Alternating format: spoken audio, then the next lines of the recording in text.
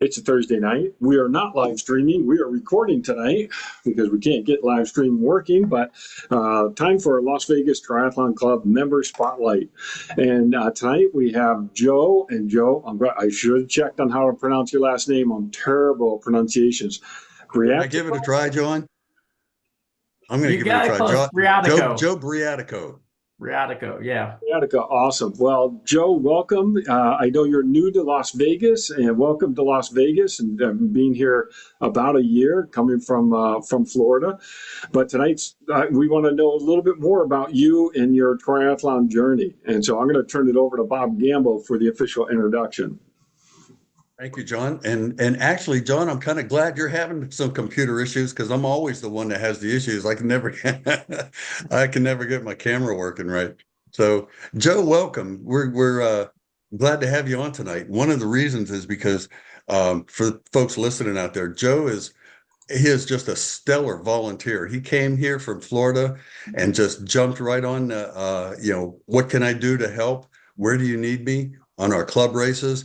And yeah, that's like we were just so happy to have Joe on in the club for the fact that he's a great triathlete, and on top of that, he is just so freaking helpful, and a joy to be around. So I'm going to let Joe do the introduction of himself.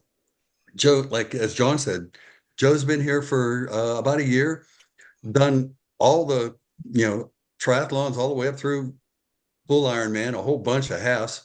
So tell us, first of all, Joe, where are you from, and how you got into triathlon and why? Okay, And again, welcome. So I am from Orlando, Florida. I actually lived a little bit north of Orlando, Florida, in Sanford. Lived there for about 30 years. I actually started off with cycling. I was big into cycling. In Orlando, there's a lot of cycling clubs, so every Saturday there would be like 100 people who would gather up, and we'd form into different groups, different speed ranges, and like the groups would end up being like about 40 people each. And we would do double pace line, do a 40-mile ride every Saturday. And it's a lot easier to do that in Florida because the roads are flat. Yeah. So you can get into a pace line and everybody can do the same speed and be like a foot away from each other and maintain that speed, where it's a lot more difficult with all the hills out here to do something like that. And then on Sundays, I would get like with a smaller group that was like part of a bike shop, and we'd be 10 to 15 people, and we would do like 70-80 mile rides every Sunday. So at some point, I just was like, I want to do a century. So I trained for a century, and then when I went to do the next century, one of the people at the bike shop said, hey, why don't you come out with us? We're doing training sessions. So with that bike shop, we started doing 50, 55, and we ramped it up. And then once I got done with that century, I think I was like just doing centuries constantly. It was like, oh, let's, every time I see a century, let's do it. So I was, doing centuries almost bi-weekly at one point in my life. It got to the point of, being easy. And then there was a race out in, not a race, but a ride in Florida called Coast to Coast or Cross Florida that was 160 miles.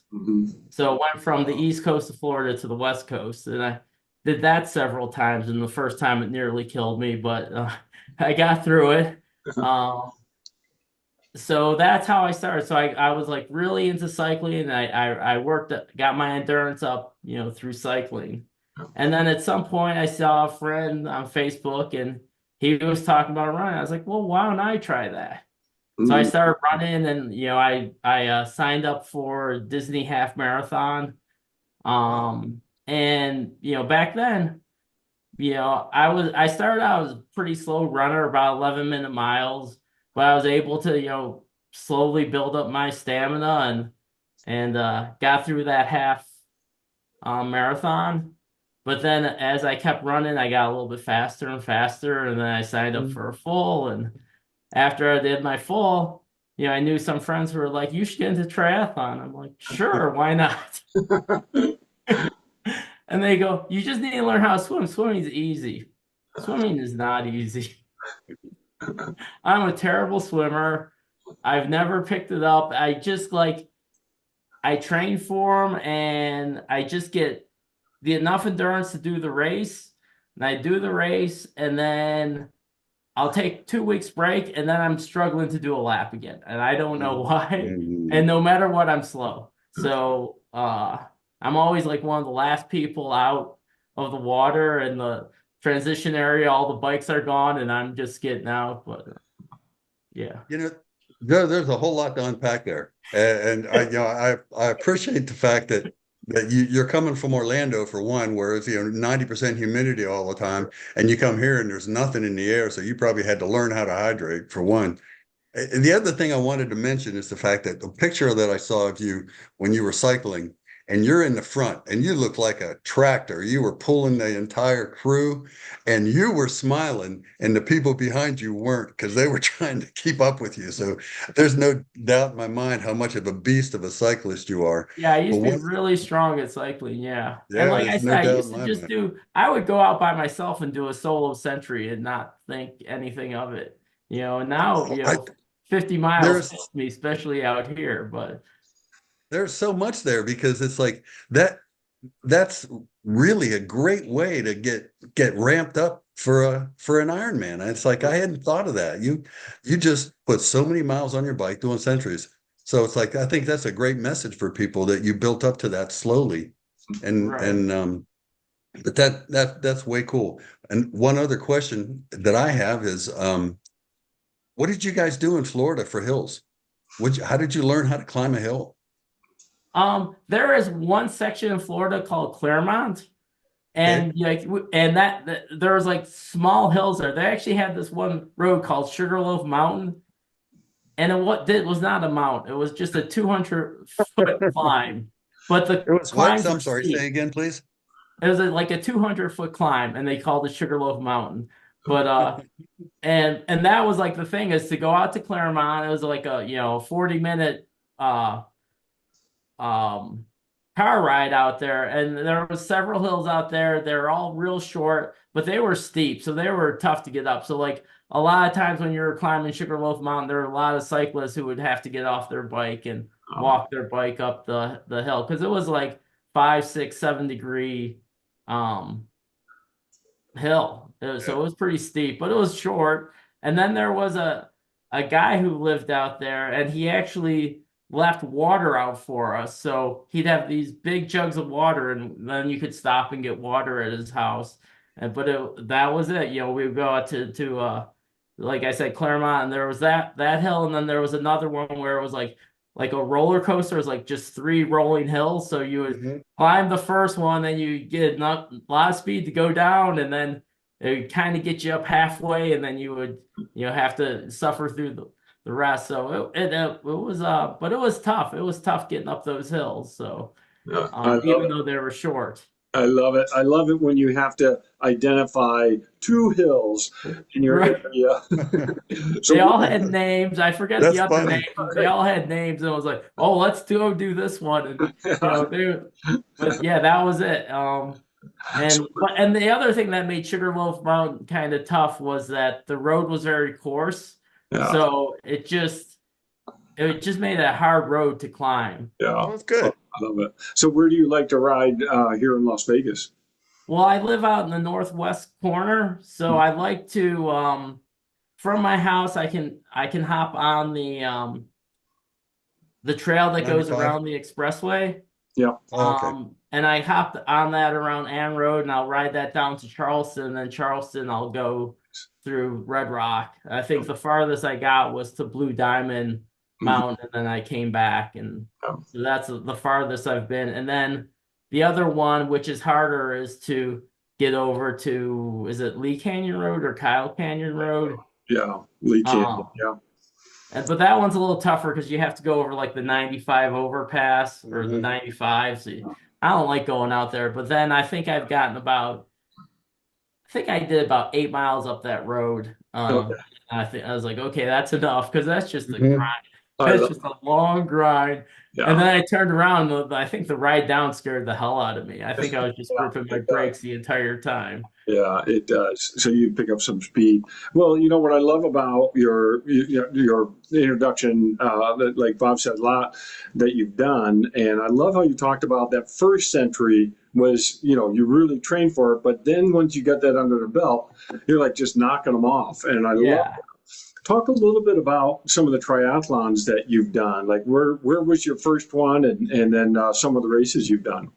So the first two were at it was called Miami Man, and it was down in Miami, and it started off beautiful lake. You could see the bottom of the lake. I mean, it was just crystal clear, and you do a couple loops around the lake and get out, and then you would get on the bike, and it was always super windy. So you would get out on the bike and head west, and as you're heading west, you for some reason the winds were always the same every time we were down. The Oh, winds were always at your back, and you're just going 27, 28, just cruising, thinking you feel stronger than hell. no. And then at some point you got to turn around, and then it was just brutal. Yeah. You're down to 13, 14, just facing the wind. Yeah. And then you would get done with that, and then you would run around. I think it was like a zoo. And the first time, it, every race in Florida, every half iron in Florida, you get out and it's like 90 degrees and super muggy Hmm. because it's like just hitting the afternoon. And I remember just being miserable on that run, and then it just started downpouring. I was like so happy, and then I was like just jumping in puddles and but I struggled through that race. I think I finished like a little bit over 7 hours, but I was just having so much fun running. Uh-oh. Uh-oh. We may have just lost him here for a second. He may have hit the wrong button, but He'll come. let's see if we Uh, can get him hope back. we can get him back. I'm gonna There pause. he is. Okay.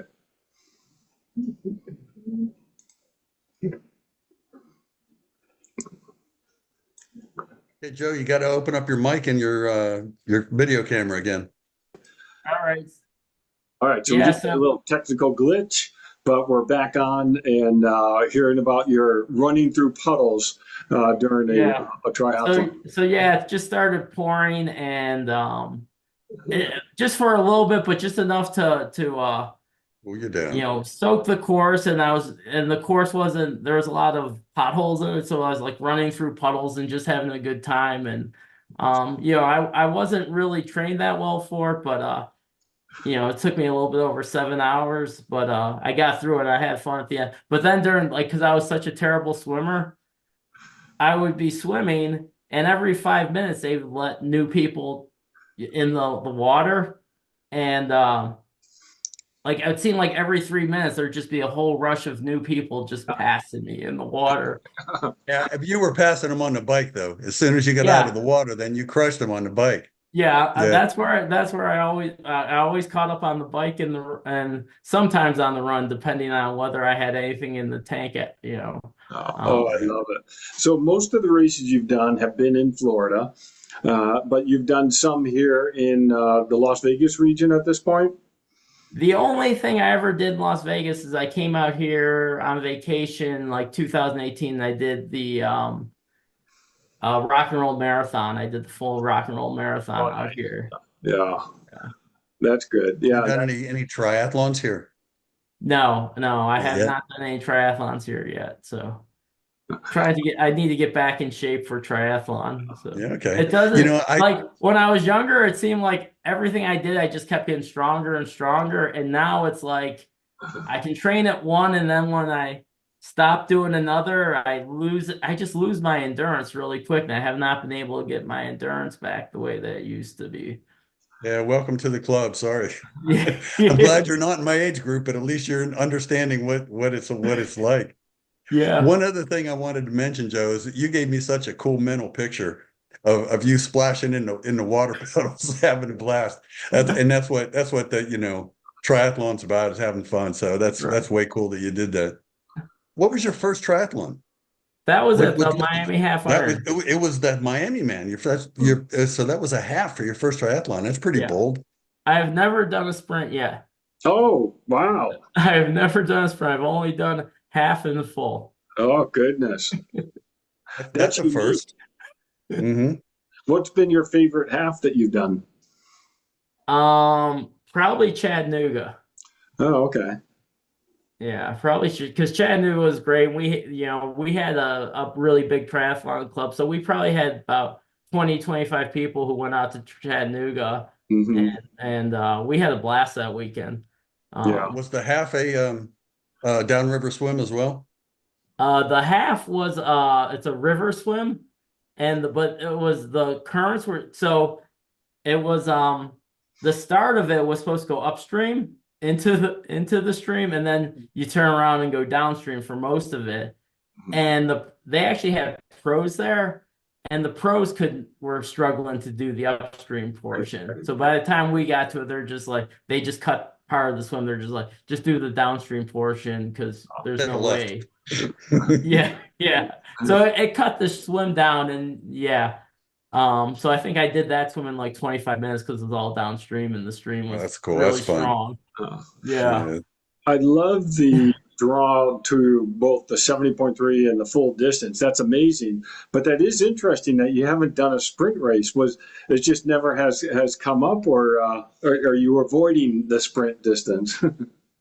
Well, right now I would probably struggle to do a sprint. But it was kind of like because I had come from doing centuries and doing Yeah. marathons. Oh, By the time I got to that, I was like, well, the sprint's not going to be a challenge because I'm oh, used to these longer distances. So I just started with the half, that's awesome. not realizing that swimming sucks. But so Joe, one of the other things I've never been able to do is do a swim without a wetsuit. So Yeah, that's one of my goals is to actually compete in one without a wetsuit. awesome. I love the fact that you do the halves and the fulls well. I would like you to do a sprint just so you can see that it is not it's not a pushover. No, it doesn't look like it, especially because I went out and I volunteered and I saw the one out here. I was like, yeah, I don't know if I can do this one. So, especially in my current condition. So, I was planning on doing the next one, but that since I've been sick the last month, I probably can't get ready for it in time. So, I'll probably just volunteer for that one. Awesome. Well, Las Vegas Triathlon is a good one to do, and it's coming up in the fall. The BBSC race, they Okay. put on a real nice sprint. yeah. Well, Joe, this has been great to talk with you. It's so cool to meet someone who's only done halves and fulls. That is so cool. It's really something unique. But let's see if we can break that mold and get you into a sprint or an Olympic distance. So, but Okay. I love your approach to enjoying the endurance aspect of those races. So that's just fantastic. And thank you again for volunteering and getting involved with the club. That is really fantastic. All right. Well, you're welcome. Thank you for doing this. I want to ditto what John said because you're such a valuable member and he's so helpful. Oh, And some of the positions that we've put Joe in are not the most pleasant, and he takes that smile of his, it just stays on the whole time. So love it. Joe, we're so glad to have you in the club, and thanks again for being on tonight. Well, thank you. I know like organizing clubs a lot of work for thanks. So thanks for doing what you guys do. Awesome. Well, thanks everyone. I'm going to go ahead and stop recording. Have a good night. And Joe, hold on for 1 second. Okay.